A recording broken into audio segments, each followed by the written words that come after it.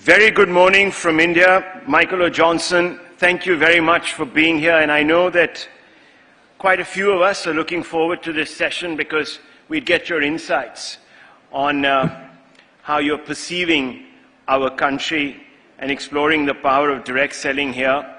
And of course, your interface with Indian consumers and their habits. I can't help but say that there is someone standing behind you, and he's one of my favorite footballers. I wish he were live, but that's, as we all know, viewers, the great Ronaldo. Well, Mr. Johnson, let me begin by asking you a very straightforward, simple question. What role can public and private sectors play in improving people's overall health? There's been a huge emphasis on in India on this sector, and you know that the Modi government has performed quite well on the back of the COVID pandemic. Of course, we got off, like everyone else did, to a spluttering start, but then after that, with the vaccine program, we got around to immunizing crores of Indians, almost 200 crore Indians, and that is a record in itself. So health very much in the ether. How does that impact economic growth, the well-being of a public? Well, let me start first by saying good evening from Los Angeles, and thank you very much for having me at the Times Network India Economic Conference. It's an honor and a pleasure for Herbalife and for me to be with you tonight and today and this morning in India. Good afternoon, I guess I should say. I'm going to start off with a story, and I'm basically, part of my life has been with a storytelling company, Disney, and now with Herbalife, and our distributors are out telling the story of economic health and economic wealth and opportunity that they can build in people's lives. When I was trying to entice a gentleman who was the 17th Surgeon General of the United States to join Herbalife, he came to California, and I picked him up, and we went for a drive. We saw our science center. We saw our product development center. We met with scientists, doctors, PhDs in different areas. He was very impressed. But he turned to me and said, Michael, look, I am on a lot of boards. I'm very busy, and this is Dr. Richard Carmona. He said, I just don't have time, frankly, for another board. And I said, okay, that's fair. But why don't you spend a day in the field with me? Why don't you come out and see how our distributors impact people's lives on a very local basis? So what we did was we went to what is called a nutrition club, and they're all over India, and they have been a substantial part of our economic model and the economic prowess that's put into the marketplace by distributors. And we went in, and it was very humble. It's not elegant. It was not, it's not fancy by any means. But they were serving shake, tea, and aloe in that club. And they were having a community built around that. People were going out for walks in the afternoon. They were talking. They were working on weight loss, weight management, and nutrition in their lives. And Dr. Carmona, I said, well, we've got about a half an hour in here. But he dragged on for at least an hour. And he was engaging, talking to people, spending time with them. And he was taken by it. And we got out in the car, and Dr. Carmona is a former military man, Surgeon General of the United States. And he grabbed me, and I thought, uh-oh, what's going to happen now? And he said, do you know what you have here? And I looked at him, and I was trying to anticipate how to answer the question. And I said, you tell me. And he said, you have a distributed healthcare platform done by individuals who are entrepreneurs, and I want to be part of this. And he's been on our board for, 13, 14 years since then. He's a huge member of our board. And it points to all the things that Herbalife is and the economic opportunity seen by individuals to impact people's health by building a community around what we do and around what they do.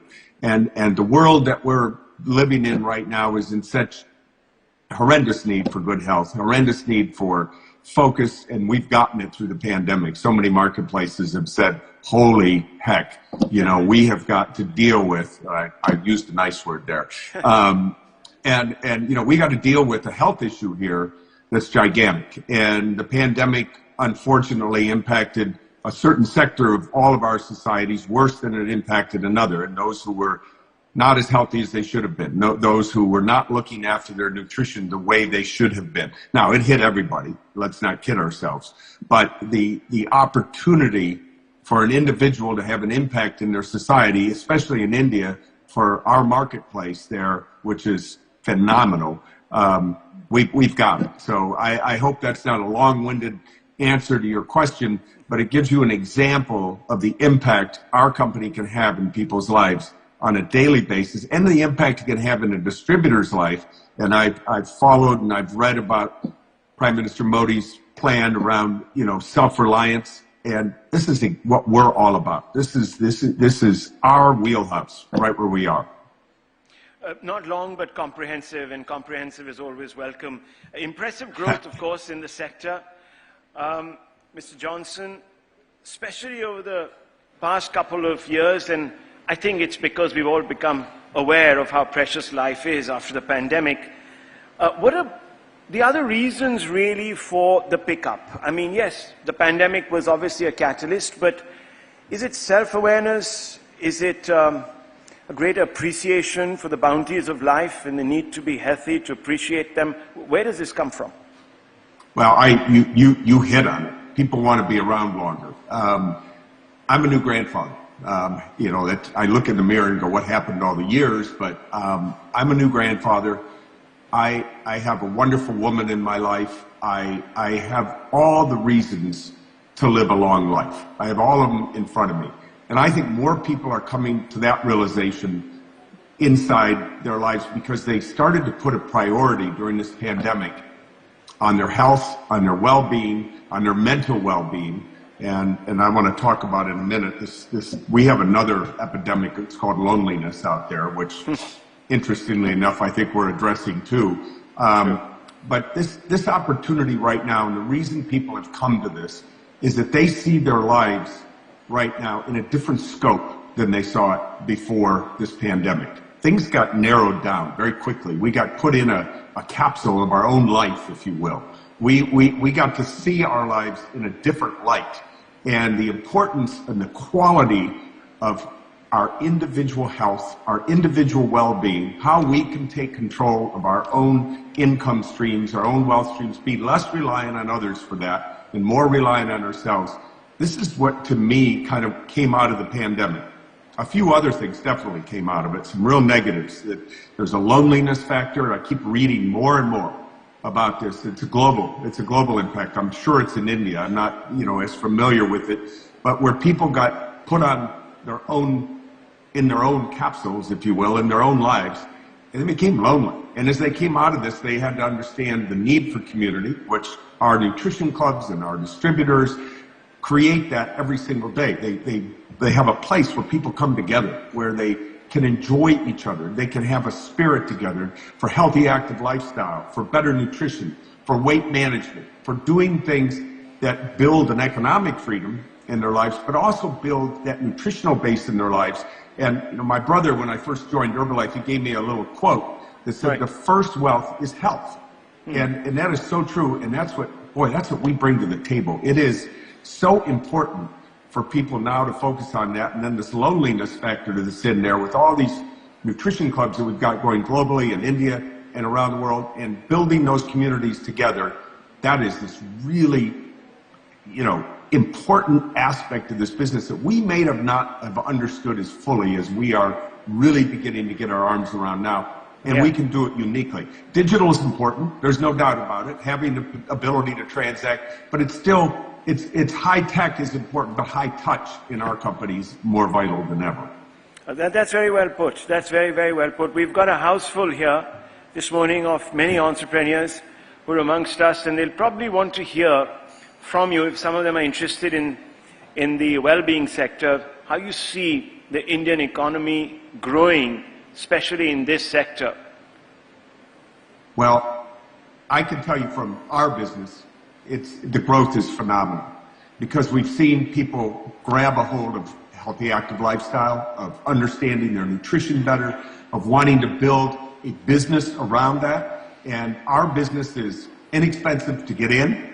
It is providing a platform for people to improve their lives, to earn what they're worth. This is what our founder said in 1980, a 24-year-old young man who was literally selling products out of his car and addressing an issue. And so this company was founded by an entrepreneur. I see myself as an entrepreneur, if you will, somebody who works inside a company focusing on that. But we're made up of thousands, tens of thousands of small businesses. And that's where the economic opportunity comes in for an entrepreneur who wants to build something in their community and service people's needs in their lives for nutrition, service their needs for a well-balanced diet, service their needs for education about nutrition, and bringing them in to help build their lives. Now, if someone walks into those clubs or works with our distributors and says, you know, this is something I think I can do. And then what happens in our entrepreneurial environment is training is vital.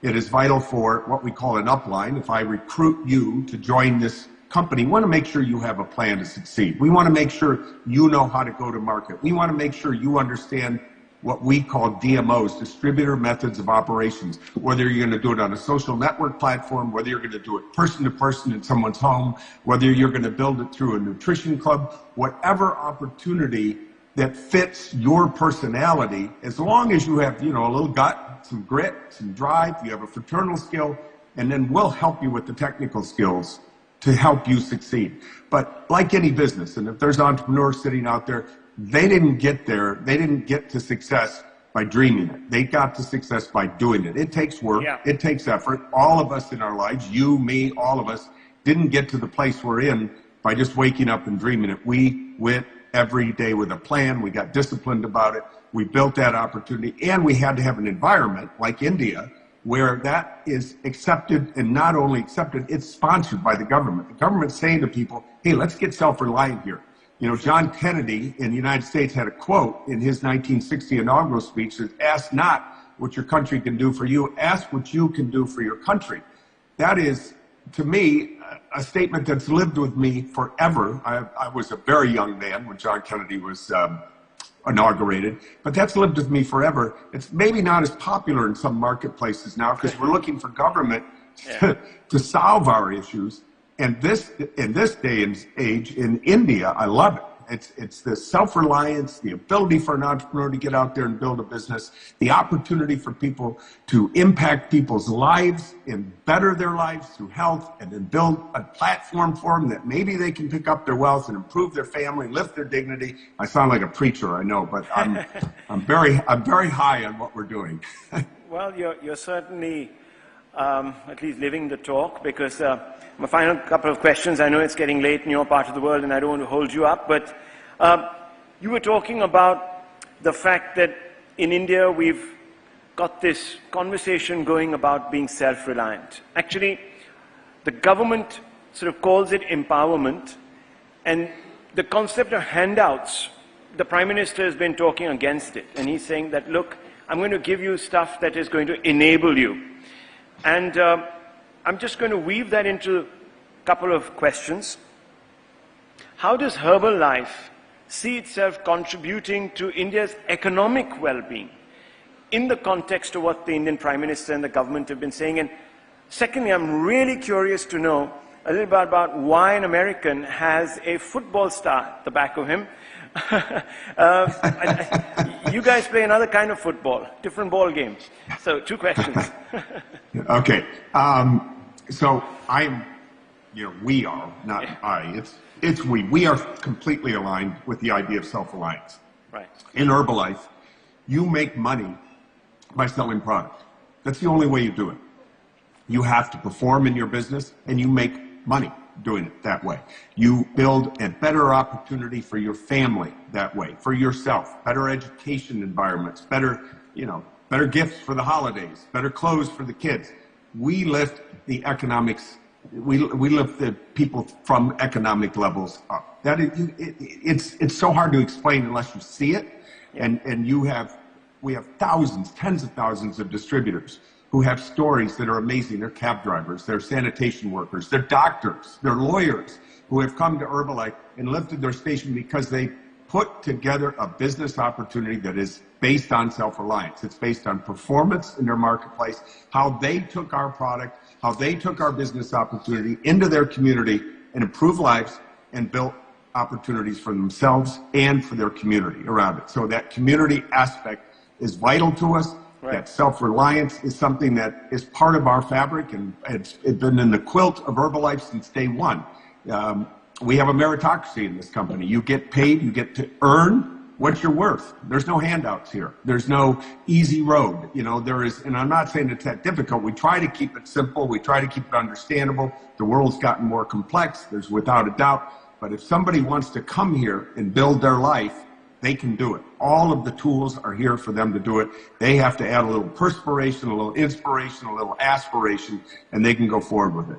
Now, my friend back here that you want to talk about, I've got actually a couple friends back here. I've got David Beckham back here too. Oh, so wonderful. We'll show him to you too. Look, sports have a world. We have Virat Kohli, and you know, Virat is, as you well know, is a Indian superstar. And so we follow cricket very closely, and we follow the International Cricket League there, and we're a big participant and a player in it. What we've done is that there's a couple things that really get people on the same page: music and sports. Right. You know, you have a favorite song, I've got a favorite song, you got a favorite team, I've got a favorite team. Cristiano Ronaldo is a spokesperson for us on a global basis because he's a product user. We have a product named after him, CR7. Oh, wow. And that product he helped develop with John Heiss, one of our top scientists in our company. We went and spent time with him. We tried to understand his workouts. We tried to understand who he is as an individual. And we've been with Cristiano a long time. He's been with us. We've been with him. Yeah, we pay him without a doubt, but he's authentic. We don't want somebody who's out selling products that are, frankly, don't speak to who we are. I don't want to take any other companies on, or, you know, sugar water or anything like that. We'll leave that for others to decide. But he is authentic. And so we follow him very closely. He follows us. You know, Cristiano is part of the fabric of Herbalife. We've used other soccer superstars in this company. We've had some of the biggest names in the world. Football, as we should say, outside the U.S. I don't know, you know, how we ended up calling it soccer here, because we have as you said, a football here in the United States. Right. But, you know, we are localizing our efforts. So in India, it's cricket is the name of the game. We've got badminton players. We got Mary Kwam, an Indian boxer, who's also part of your legislative world, and then has come back to the boxing world. Don't get in the ring with her.